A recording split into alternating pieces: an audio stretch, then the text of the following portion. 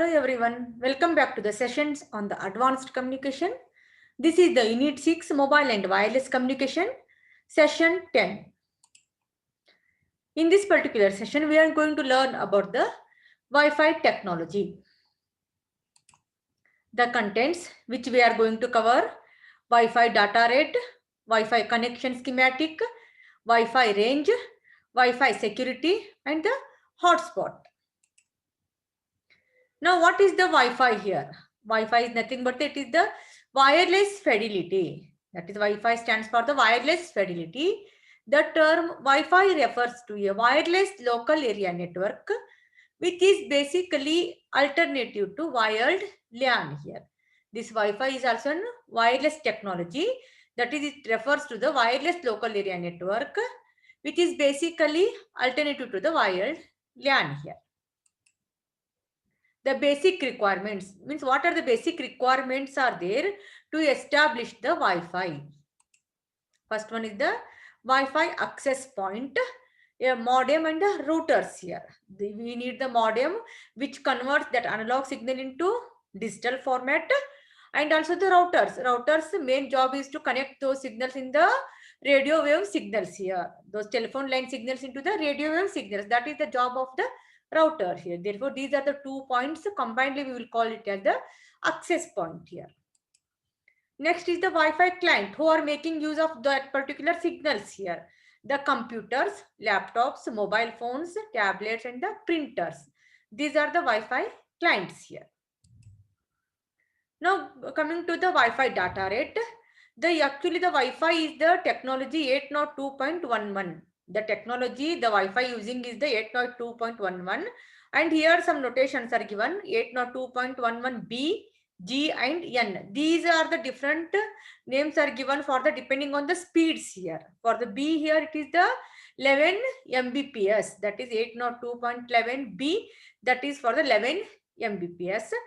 802.11g, that is for 54 Mbps, and 802.11n, it is for the 300 Mbps data rate here. Therefore, depending on the data speed here, the notations are given. B stands for the 11 Mbps speed here, G stands for the 54 Mbps speed, and N stands for the 300 Mbps speed here. And the technology which is using is the 802.11 technology here.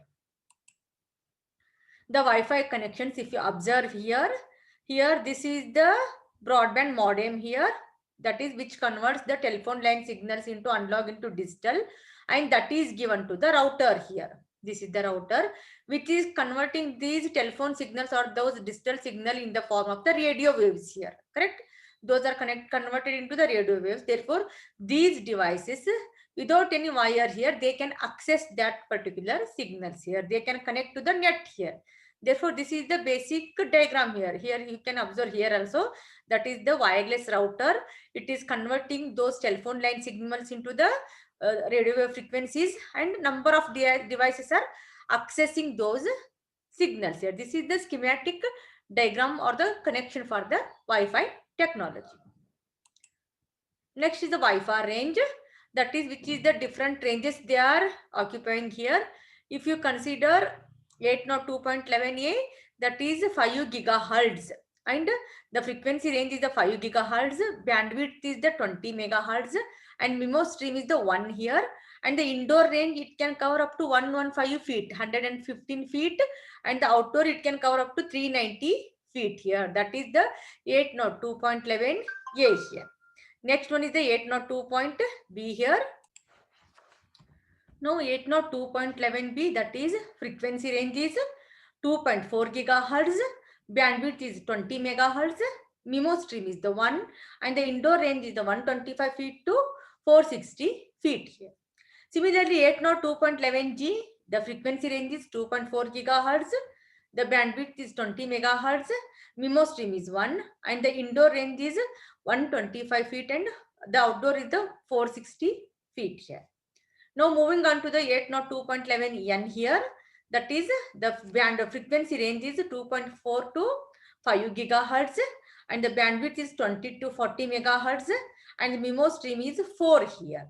and the indoor range is 230 feet, and the outdoor range is the 820 feet here. That is the ranges of the Wi-Fi which it will covers here. Next, the Wi-Fi security. How the data security is provided in the Wi-Fi technology here. The first one is the wired equivalent privacy. That is the WEP. What do you mean by this WEP? This is the first layer of protection that wireless router would use to encrypt the channel of communication that devices would use to talk to the other router's base station. That is, whenever any device wants to talk to the router's base station, the encryption is provided here. That is the first layer protection here. That Wi-Fi is providing. That is, for encryption is the such that with the data is encrypted, and afterwards, if any unauthorized can access also, they cannot make out here. Therefore, that encryption is provided in the first layer here. And what is the limitation of this wired equivalent privacy, WEP? What is the limitation? The limitation is it is hackable and the least secure. That is, it is hackable, that protection can be hackable, and it is not the 100% secured here. WEP is not recommended to use anymore unless you have a very specific reason for turning it on. Means in any emergency you need to use for the WEP, then only you have to go for it. Otherwise, no, it is not recommended because it is not providing the 100% security for the data here. The second type of the protection is the wireless protected access to, that is pre-shared key, WAP to PSK. This is the second type of the security. The WAP to PSK is a newest standard and is an uncrackable here. Means it cannot be hackable. Therefore, it is a very newest standard here. And this protocol makes sure that every device is handed its very own pre-encrypted key that can't be hijacked or stolen on the network. Means each device is having its own encryption method here. Therefore, pre-encrypted key is provided for the each devices. If by mistake also any other device will access those encrypted keys, they cannot make out what is that, because they are not having that encrypted key point here. Key signal is not there. Therefore, it is completely secured type of the protection here. Next, the WAP to PSK protects the password that you create when you first create your wireless network. That is, whenever the wireless network Wi-Fi is created using the password, that password is protected by this WAP to PSK here. Without this password, it would be simple for anyone with an iPhone to simply walk by, pick up your signal and have access to all the devices and the computers currently attached to the network at once. Means if that password is not provided by the WAP to PSK security, if the password is not available, then anyone with the facility of the iPhone, they can access the data very easily and they can connect to any of the devices which are connected to our network. Therefore, to avoid that one, the password is provided here. Next, the features of the Wi-Fi. What are the different features here? First one, unmatched mobility and elasticity. That is, Wi-Fi is allowing the new intensity or connectivity without giving up functions here. Wi-Fi introduces the various types of the utilities such as music streamers that transmit our music to speakers without any wires. That is, without any wires, we can transmit our music to the speakers here. Support an entire range of bracket. That is, Wi-Fi supports entire age bracket and create a connection between components on the same network and have the ability to transfer the data between the devices and enable different kinds of devices such as game, MP3 player, etc. here. Therefore, it is supporting the huge range of the devices here. Next, it is convenient and very everywhere it is available here. Wi-Fi is the convenient method or the convenient technology. And when we are traveling, we can equip with a Wi-Fi network and set up shop at any place here. Therefore, this Wi-Fi is a convenient method to access the net here. Features of the Wi-Fi again. faster and secure. With the Wi-Fi, we can get high-speed internet because it is faster than cable connection. We can establish a Wi-Fi network in a small space. Now we don't need any professional installation. The methods are very simple here. Therefore, we can establish the Wi-Fi network and it is providing the very high-speed data transmission here. Wi-Fi with no limitation. We can use the Wi-Fi network with no limitation because it can connect us worldwide here. The connectivity is the worldwide. We can easily reach to our requirements with Wi-Fi networking applications. Extension of the Wi-Fi technology. It is because of this wireless technology that so many other advancements could take place. Now our TV supports Wi-Fi and hence we can connect to the internet and watch the videos like the YouTube, Netflix and much more here. Therefore, we can convert our TV into smart TV using this Wi-Fi also here. Allows us to share our wireless network connections with the devices so they can access the internet with the help of the password here. Public Wi-Fi may be created by business for their customers such as a bus stand, airport, coffee shop, etc. Now the video conference also can be done using this Wi-Fi here and the mobile applications, business applications and the home applications. In all these also we can use the Wi-Fi's here. The browsing the internet. Now let us watch one small video to get the clear idea about the Wi-Fi.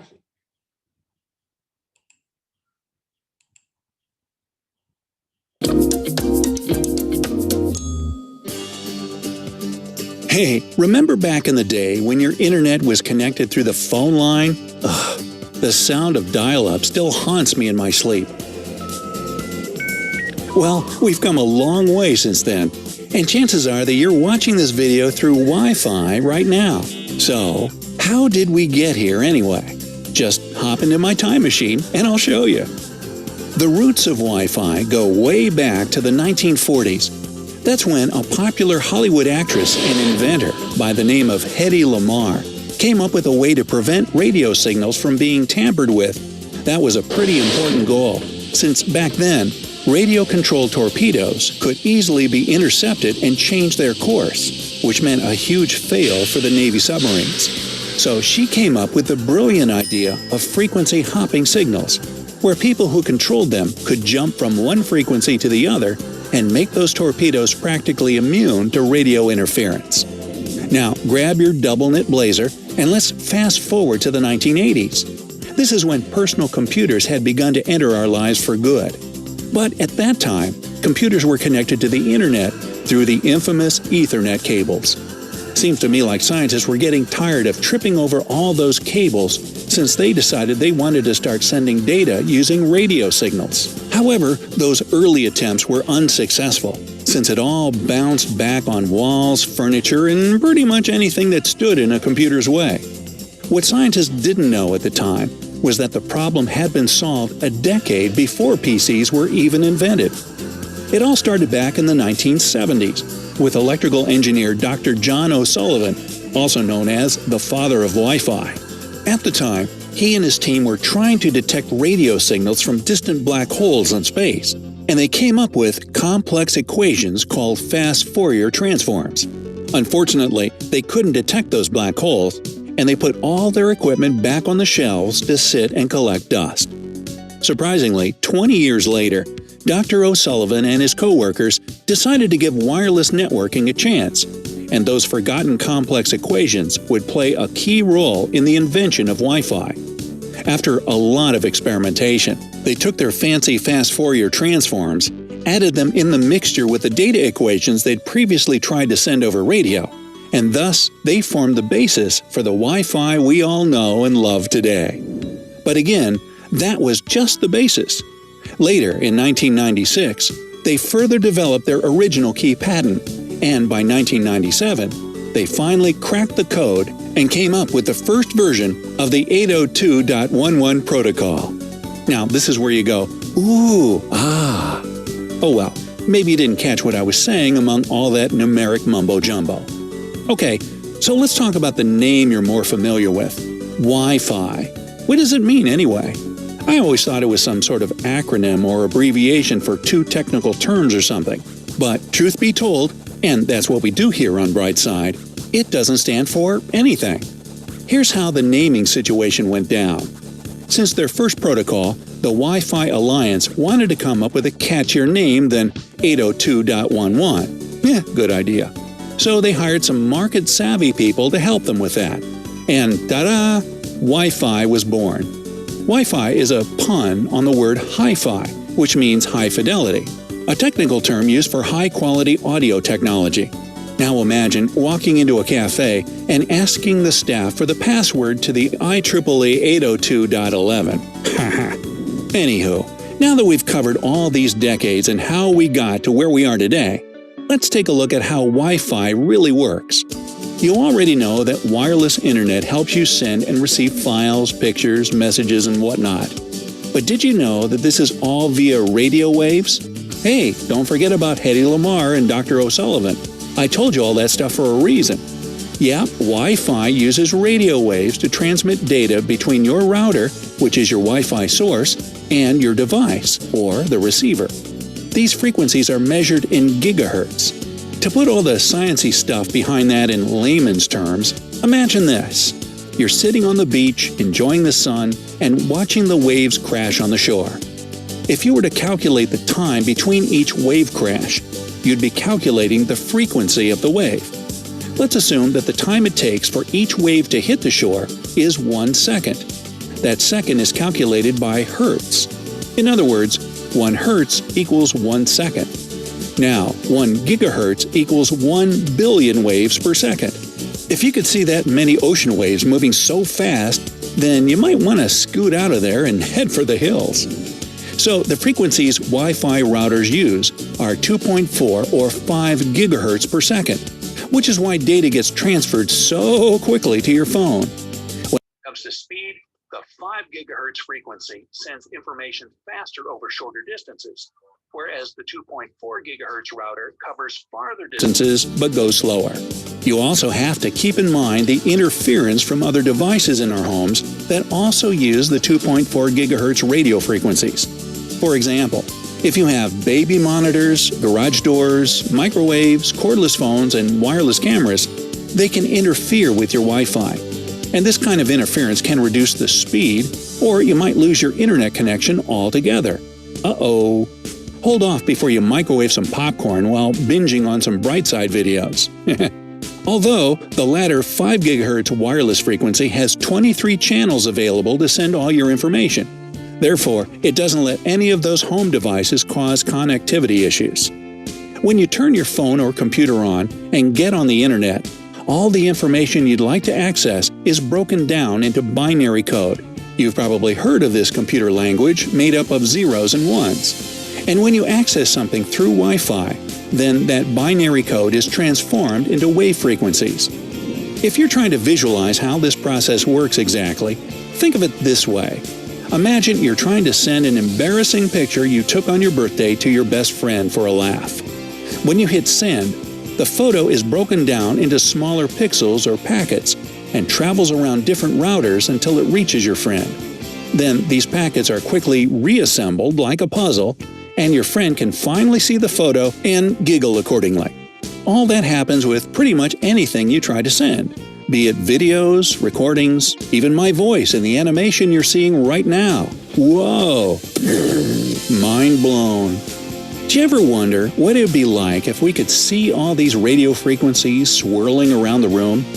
I picture myself sitting comfortably on the couch, watching cat videos. Getting work done, of course. And suddenly, all these waves become visible, and I can see everything. I see the little packets of data going from my router to my phone, all those pixels and colorful frequencies drifting through the air. Everything would be traveling around me like a long exposure photo in slow motion, kind of like a little rainbow storm right in my living room. Now, I know what you're thinking. Okay, maybe I don't, but I can take a guess. If we're truly surrounded by all these radio waves, what does it do to our health? Is Wi-Fi dangerous? Well, the short answer is no. Wi-Fi works at extremely low voltages. Even at short distances, Wi-Fi is just part of the household smog that's generated by TV and radio signals. Wi-Fi uses non-iodizing wavelengths of radiation that are harmless to the human body. The sun, on the other hand, uses iodizing radiation wavelengths, or ultraviolet rays, that aren't so good for you. In fact, it's more dangerous for your body to go outside than it is if you just sit next to your Wi-Fi router. Great! I think I'll keep myself planted on the couch then. And to put your mind at ease a bit more, according to the World Health Organization, there is no scientific evidence to confirm that exposure to low levels of electromagnetic fields has any negative effects on our health. Okay, now that we've all calmed down and taken off our aluminum foil hats, let's talk about why your Wi-Fi signal drops in certain places around your house. Wi-Fi works just like light and sound. The further you are away from the router, the less energy you get. A typical router works at about 100 feet in every direction. As for what can block it, that's pretty much anything that conducts electricity, like metal, water, mirrors, and even our bodies, since they mainly consist of water. For example, if you stand between your router and your device, you might notice a signal drop. Sometimes, even thick brick walls and concrete can hinder the signal. You just probably won't notice the difference since it's teeny tiny. Another highly technical scientific measurement, just smaller than a tad. And there you have it, folks. Now you know a little more about the Wi-Fi you spend hours and hours on each day. Perhaps you'll appreciate it that much more, especially if you were around during the dark days of dial-up. I still thank my lucky stars each time I hop online within a fraction of a second. So, are you as addicted to Wi-Fi as I am? Let me know down in the comments. If you learned something new today, then give this video a like and share it with a friend. But don't go anywhere just yet.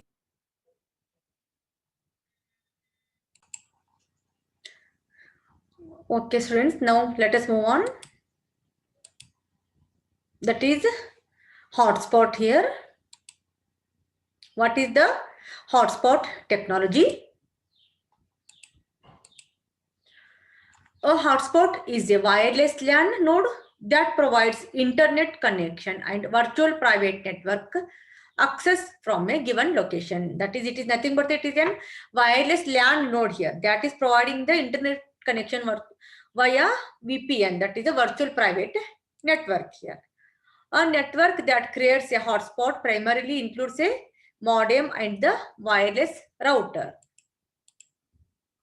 The radio frequency waves sent by the wireless network extend in different directions from its centralized location. Therefore, the waves which are connected by the routers into the RF signals, those are extended from the different directions here, from the centralized location. These signals become the weaker as they travel either further from the central location or due to the interference. That is, if the particular device is moving away from the router, the strength of the signal will goes on reducing here. And also due to some disturbances also or the interference also, the signal strength may reduce here. Now the applications, that is the mobile application. In case of the mobiles, these hotspots are used. Business applications, home applications, and the computerized applications, automotive segment, and the browsing internet. For all these applications, these hotspot applications are used here. Now let us watch the one more video to understand about this hotspot technology. What is a hotspot? So that is the topic of this video. Now, a hotspot is an actual location where people can go to access the internet wirelessly with their mobile device, such as a laptop, tablet, or a smartphone. And a hotspot could be either public or private. A public hotspot location would be things like a coffee shop. Now, coffee shops are very common in having a hotspot so that their customers can have internet access using their wireless device. And other common public hotspots would be things like hotels, airports, and even on airplanes, or maybe even on a starship. But anyway, hotspots are created with a Wi-Fi router or a wireless access point that's connected to an internet service provider. And these routers and access points will broadcast a Wi-Fi signal so that people nearby can connect and access the internet. And you would connect to these hotspots just like you would with any other Wi-Fi network. You would select the network ID or SSID and type in the password if it has one. Now, some public hotspots are open with no password, and some are secured with a password. So if the hotspot requires a password, you need to find out what it is. And also, not all public hotspots are free. There are some that you have to pay for. So these were examples of public hotspots. Now, an example of a private hotspot would be something like your home. Now, most people who have an internet connection in their home would have a Wi-Fi router that would broadcast a wireless signal so that anyone inside their home, such as family and friends, would be able to access the internet. And another example of a private hotspot would be tethering, which is created by your smartphone.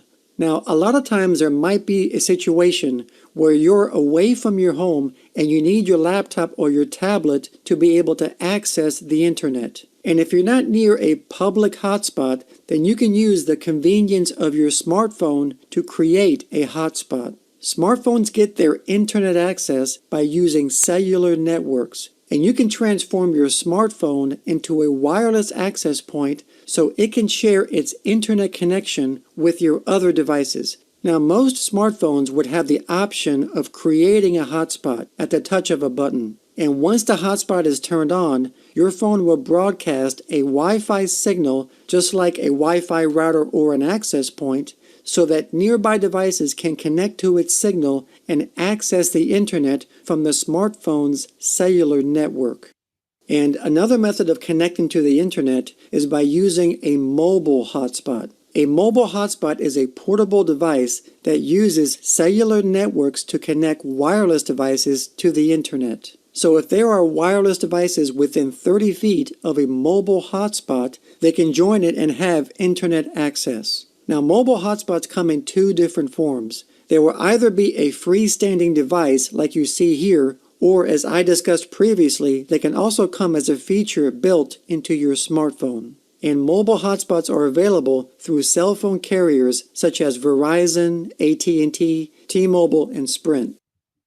So now, going back to public hotspots, now there are some security concerns when you're dealing with public hotspots because they are in fact public, which means that just about anyone can connect to them, and so you're going to be sharing that connection with other people, which could include hackers. So if you're going to connect to a public hotspot, you should take certain precautions. So for example, if you have any folders that are shared, you should turn off folder sharing or at least password protect your shared folders. Another good thing to do is to install an antivirus program, and if you have a firewall, make sure the firewall is turned on. And it's also a good idea to install a VPN on your device. A VPN will prevent hackers from stealing your data because it encrypts the data that's being transferred from your device and the internet. So any activity that you do when you're connected to a public hotspot, such as visiting web pages or transferring files, the data is encrypted and kept private when using a VPN. So guys, just remember that a hotspot is an actual physical location. A hotspot is not hardware. A hotspot is not a router or an access point or your mobile phone or even a mobile hotspot or even a coffee pot that catches on fire for no apparent reason. A hotspot is a location where you can go with your wireless device to access the internet. And also, if you're interested in getting a VPN, I'll put a link in the description below of this video with a special discount. So thank you everyone for watching. Please subscribe and also follow me on Twitter. Okay, students. Now let us move on to the MCQ quiz here. Okay. First question, wireless networking Wi-Fi can be used to connect computers in home and many cities using which type of the technology here? That is, either it is 801.12, 802.22, 802.11 or 802.13. Which is the correct option? Which technology Wi-Fi is using? Yes, try to answer this one.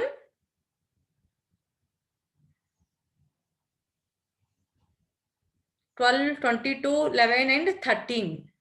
Which technology Wi-Fi is using?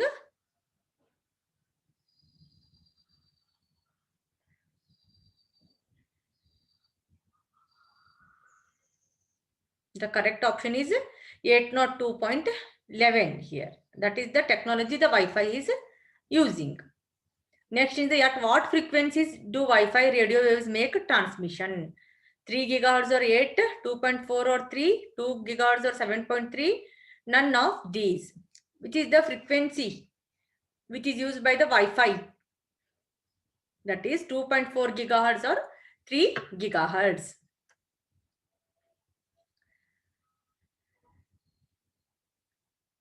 Next one, which of the following is a sign that you might be an unsafe network? The connection requires you to sign up for an account. There is no password needed to access the internet. You get free access with every fifth frame or none of these. That is the answer is there is no password needed. If there is no password needed, then that is unsafe here.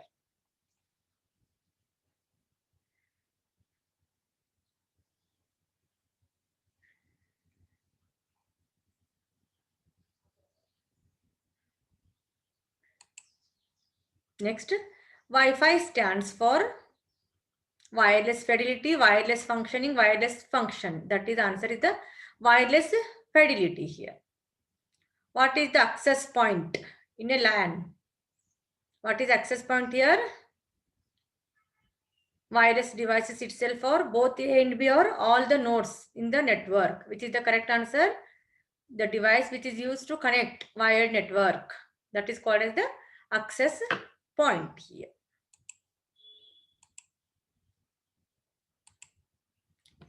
Thank you for watching. In the next session, we will start with the Zigbee technology. Thank you.